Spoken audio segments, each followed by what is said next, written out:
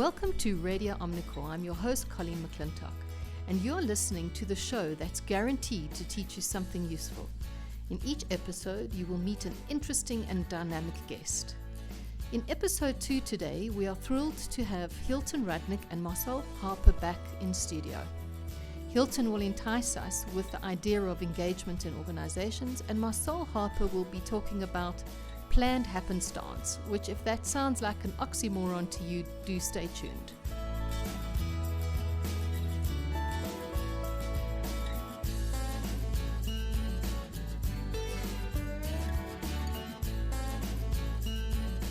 So it's great to have you back on the podcast, Hilton. Thank you. And in this particular situation, we're really interested to hear more about climate surveys. There's a lot of different ways people speak about this. It could be client engagement, it could be client retention. What is your view on these tests and surveys in organizations? Well, I think these days there's now real science around the way that we look at engagement.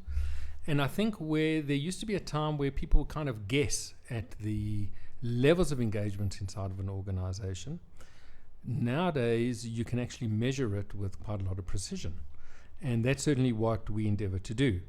So based on a wealth of research that we did in several organizations initially, plus a research of the literature and putting all that information together about really what we understood by engagement, we came up, and when I say we, I mean our head of strategy, Marcel Harper, built a survey that taps directly into the pulse of what is going on inside your organization in terms of the climate, the way people feel about coming to work, and these are big constructs.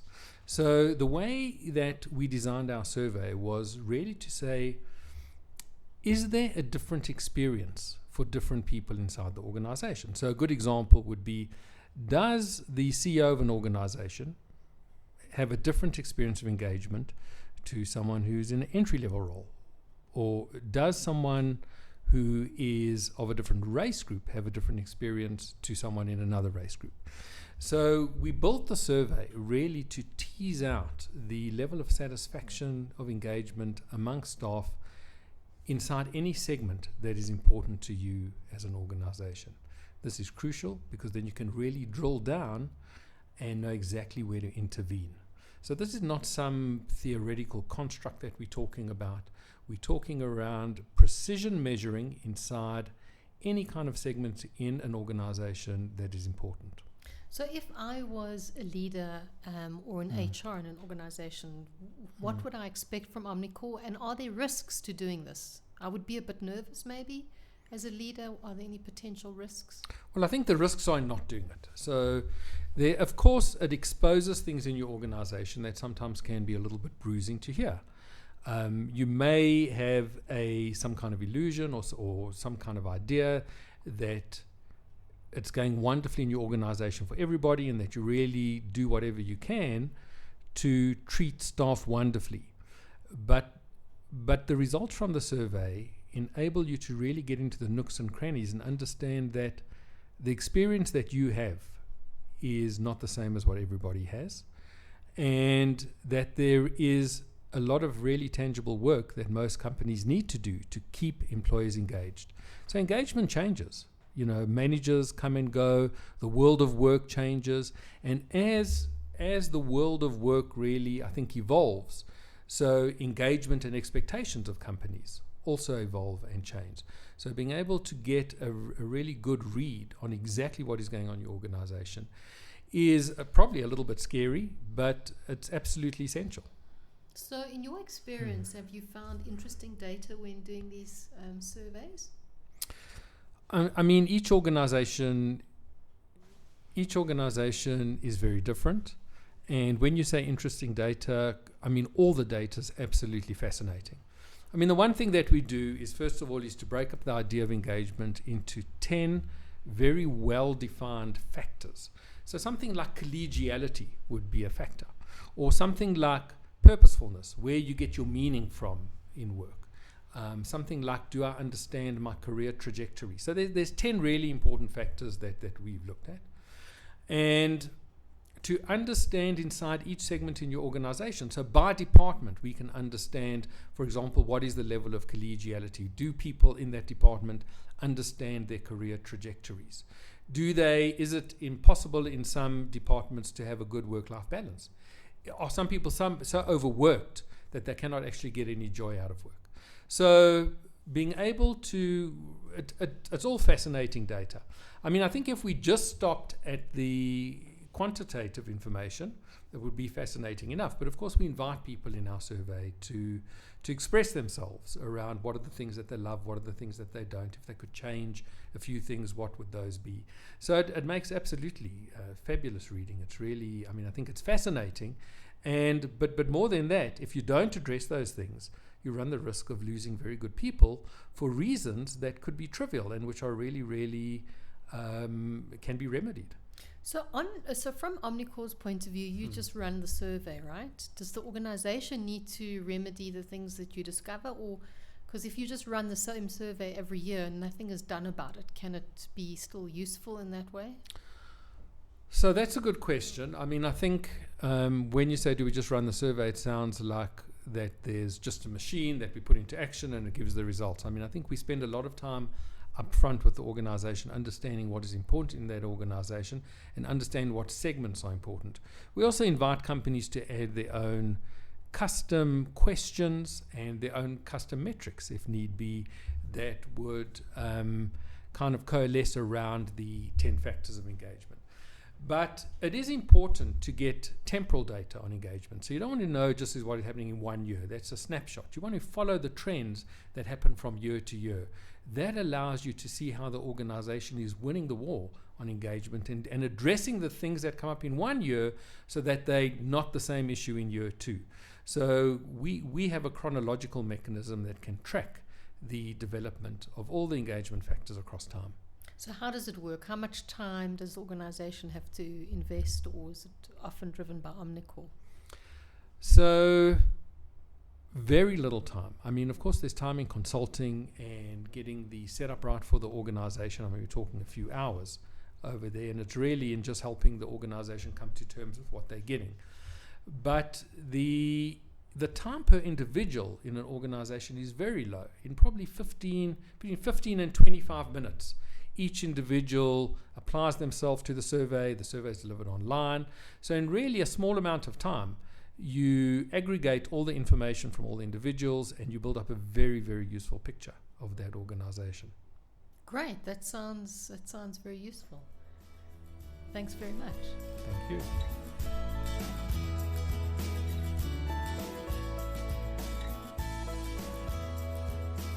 So welcome, Marcel. It's great to have you back on the podcast. Great to be here. And you're going to be talking about something that is a personal interest to me, passion, fave, deluxe. I love this topic. And it's around planned happenstance. Why don't you tell us a bit about what that actually means? Sure. I mean, planned happenstance is something close to my heart as well. And it's a theory I've had a passion for many years. It comes from my roots as someone who did research in career management and career guidance. And so it's a really cool theory which explains to some extent why some people seem to be so much better at managing their careers than others, and why some people seem to have so many more opportunities which they realize as opposed to people who do not. And it's in a way the word plan happen, or the phrase plan happenstance, suggests that we're working with a bit of a contradiction, because happenstance is seen as luck. It's something which happened by accident. So how can you plan your own luck? And it's that question which fuels the theory behind plan happenstance. It was started by a New Zealand psychologist or organizational theorist by the name of John Crumboltz. He was the first to really write an article in a journal on plan happenstance, and since then it's spawned a lot of research. A lot of people have been using it in various contexts. But today I'd like to just sort of discuss the pure form, if you like, of plan happenstance, and how our listeners might even be able to use it in their own career, and how to manage their career properly, especially. I think that's very useful because often in coaching situations or talking about career shifts or career changes, there's the sense of, well, this is all I am, this is all I can do. And I think this will give people real practical Sure. sort of relook or redo at those decisions. Exactly. I think it's a fantastic theory. I mean, it's so practical. Someone once said there's nothing more practical than a good theory, and plan happenstance is such a theory. I mean, Crumboltz actually did a lot of research on highly successful people who had a really successful career trajectory, and he tried to really understand and get underneath the hood of how they managed their careers in that way. And plan happenstance was the theory constructed from that research. So I don't know where to begin. It's a complex theory on some level, but maybe if we can talk to our people listening to the podcast, one of the best ways to understand plan happenstance is to apply it to your own life. Right. So one of the things one can do, maybe I'll ask you, Colleen. Okay. I can do that. I'll put you on the spot. So one of the ways to understand plan happenstance is to ask people, think of 2 lucky events you would love to have happen in your life right now. Things you commonly see as luck or based on luck or happenstance. What would be really cool if something per chance had to happen to you? You mean new things that I have to out of the blue. Out of the blue. Something someone would come up to you and say, wow, you're lucky to have had that happen to you. Sure, I need to think about that for a minute. So a lot of people think of money. And our producer was making signals of money to me. Okay. And so a lot of people would say, I'd like to win the lotto, right? That's lucky. I mean, it's, I don't know the chances of you winning a lottery, but it's nearly impossible. It's probably more likely that you get hit by a returning satellite or something than winning the lotto. Well, I find the new gravitational wave. Exactly, So it's highly unlikely. So if you had to come into a windfall of money, people would say that's happenstance, that's lucky. Now, in plan happenstance, what we want to do is we want to translate that into how can you put yourself in the position where that becomes true. Now, obviously, playing the lottery is one such way, but the chances of you winning lottery is very, very low. So it's not the best way to put yourself in a position where you can make money, but there are other more reasonable ways of making more money in your life. And so plan happenstance takes the view that, yes, certain things are highly unlikely to happen to you by luck, but the outcome is often something which can be planned for and can be managed in a way which does not solely depend on luck. So does that You make mean how I'm sense? going to spend the money? This I could plan very easily. But it's also how to make the money. Right. So how do I put myself, if I truly would like more money in my life, how can I put myself in a position where I can start earning more money, or putting myself in a position where money becomes less and less of a problem? So that's sort of where we get to in plan happenstance. So other people might say, it would be so cool if I could be famous. That would be lucky. Those are the millennials, we know. Probably, yes. Yes. So by chance I would become famous for something. To actually think about what you would like to be famous for is part of plan happenstance. How do I put myself in a position where I can be meaningfully planning to become famous? Then you have to start actually putting some meat to the bones of your dreams. And what Crumboltz found when he spoke to people is they often have very vague ideas how to achieve these things they dream of. Like, I want more money. How are you going to make more money? Well, I don't know. Maybe I'll play the lotto, or maybe I have a lost uncle who die and I'll inherit the money. So it's very vague. And once you start planning and putting concrete terms to these things, it becomes real, and you can actually start seeing how I would actually reach that goal. And that's part of plan happenstance, is reverse engineering lucky events to the point where you may actually know how to get there. And he did this by analyzing very successful people. So one of the famous people he looked at was Jerry Maguire, which they made a movie out of. And Jerry Maguire, his life is almost a study in plan happenstance, because he had applied the skills of plan happenstance, which we'll get to now, in managing his career to the point where, from an observer's point of view, and even from Jerry's point of view himself, he would often say, no, I was just lucky. But he wasn't actually just lucky. A recent book by Malcolm Gladwell, The Outliers, is another sort of similar take on the same idea, that people who seem as though they are tremendously fortunate. They are, but they're fortunate in very particular ways. And they're often also fortunate in the sense that they've put themselves in positions which made them very dissimilar, hence outliers, from people around them. So the example he uses in his book, Malcolm Gladwell, is Bill Gates. He was in the right place in the right time, in the sense that he had access to one of the very few mainframe computers at the time to teach himself coding, but he put himself in that position too. He sacrificed a lot of time, a lot of spare time, a lot of social time to go in to universities and, you know, be one of the nerds who coded in the basement somewhere. So he put himself in the position where he could become Bill Gates, and a lot of other people didn't. So it's again a bit of a reflection, I think, of planned happenstance. Great. So putting myself in the position, it feels a bit like, are you talking about goal setting? It feels like, is it, what's different about? Yes, the first few steps revolve around goal setting and planned happenstance. So if you've decided that's one of the things which you'd love to have happen to you, is maybe, and a lot of people I speak to when I talk to them about career management would say, I'd be so cool if I get a promotion. You know, it'd be so cool if I finally get to be that manager position which I've always wanted. And at the time when they say that, they often see it as luck. They see it as, well, you know, so many things will have to happen. So the first thing is setting goals. So the goal is to get a promotion. It may not be in that company, right?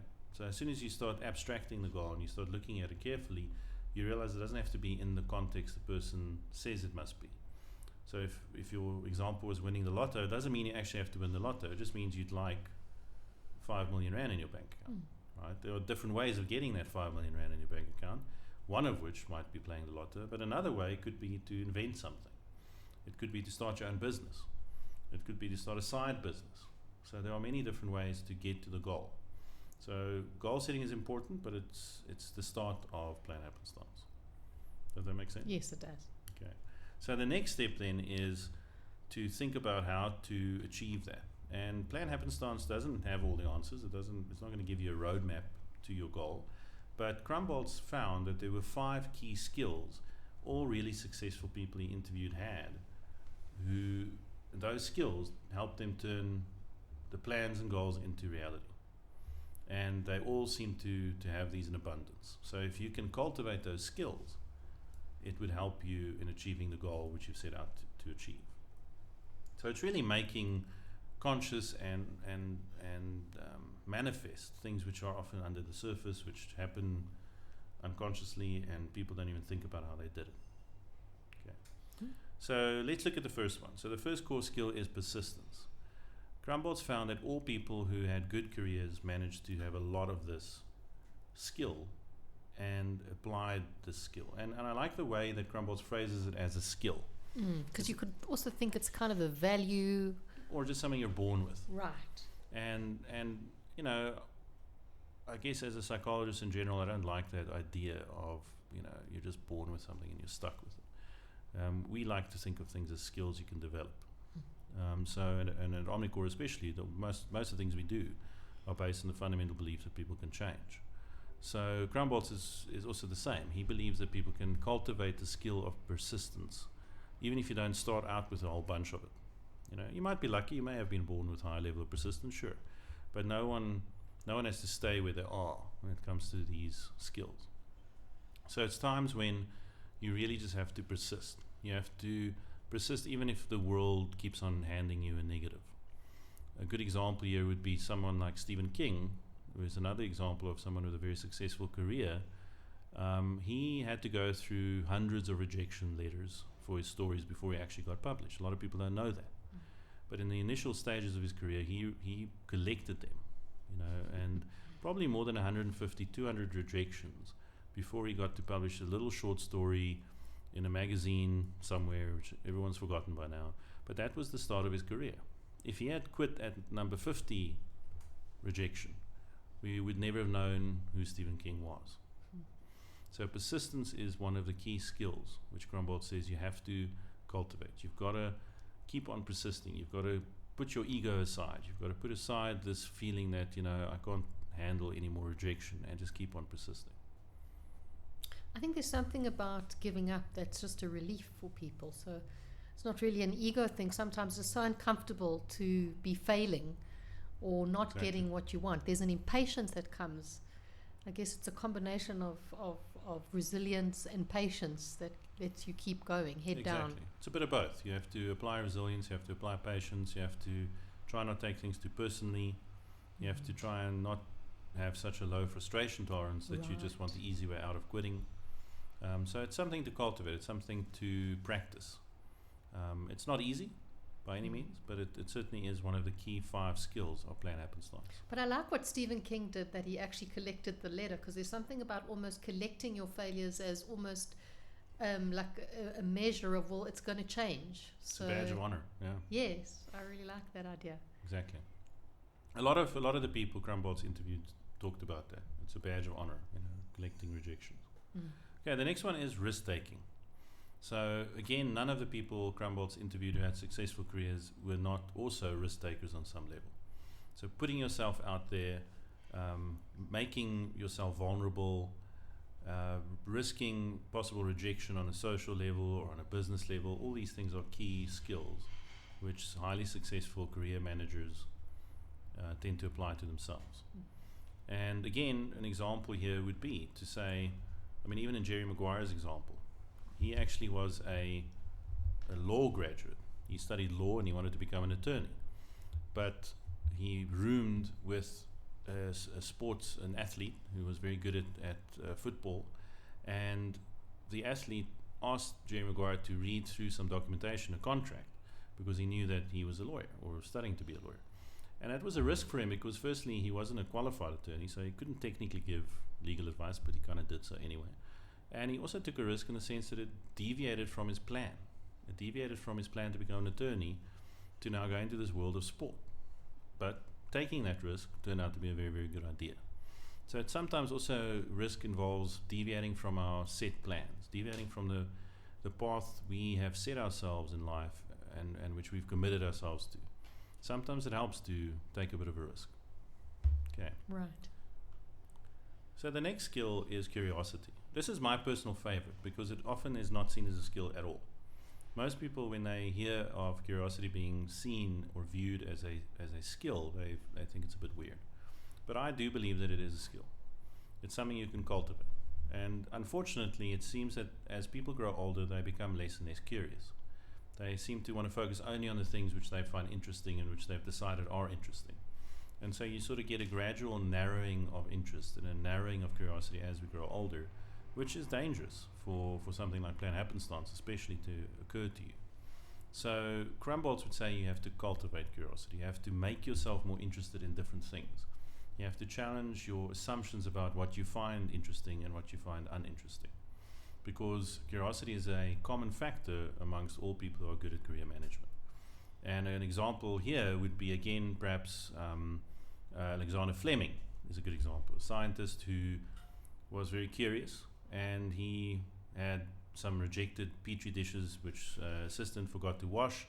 And the next morning when he came into the laboratory, he saw one petri dish which had an absence of bacterial growth. Now, if he wasn't a curious man, he would have just chucked it all in the bin as he would have done normally. But that anomaly sparked his interest and his curiosity, and that's why we have penicillin right now. So you often find this in scientific discovery, people who are curious about their environment. But you don't have to be a scientist to be curious. And so a challenge I would put to the listener who might be interested in cultivating curiosity is go and think of the most boring thing you can. Okay, so let me ask that to you, Colleen. I'll put you on the spot again. What is the most boring thing for you? What is the thing you are absolutely not interested in the world? What can put you to sleep instantaneously? I have to be very careful to answer this because I may get some hate mail. But That's anything fine. about meat, probably. Meat, okay. So meat you are not interested in all. Mm. So your assignment then to cultivate curiosity is to go and find something about meat which you find interesting. So go read articles on Wikipedia and other sources on meat. Start with the Wikipedia entry on meat. Okay, and then click on things in that entry. Wikipedia is great for this sort of training of cultivating curiosity. Is read the article on meat. You'll find links. As soon as there's something which sort of is a little bit interesting, click on that. Just keep on clicking until eventually you will find something you find deeply fascinating.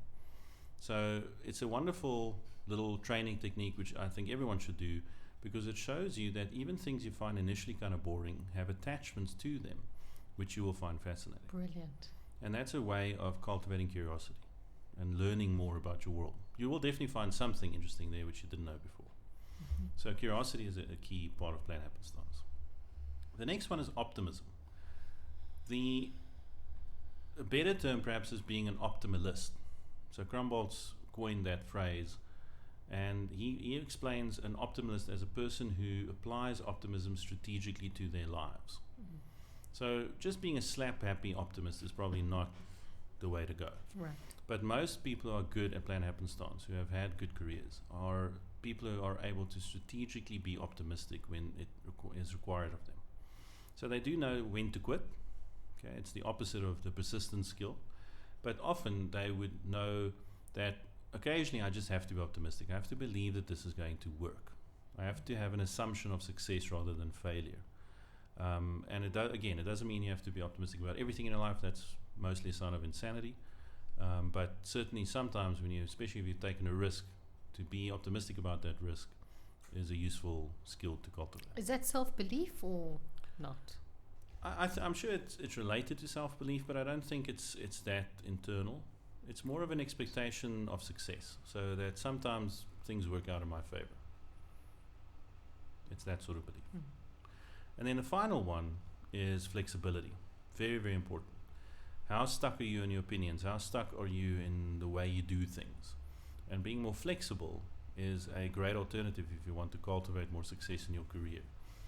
Krumboltz found that many of the people he interviewed were able to flex around things. They were able to change their original opinion about something. Again, Jerry Maguire initially thought that being in the world of professional sport would be incredibly boring.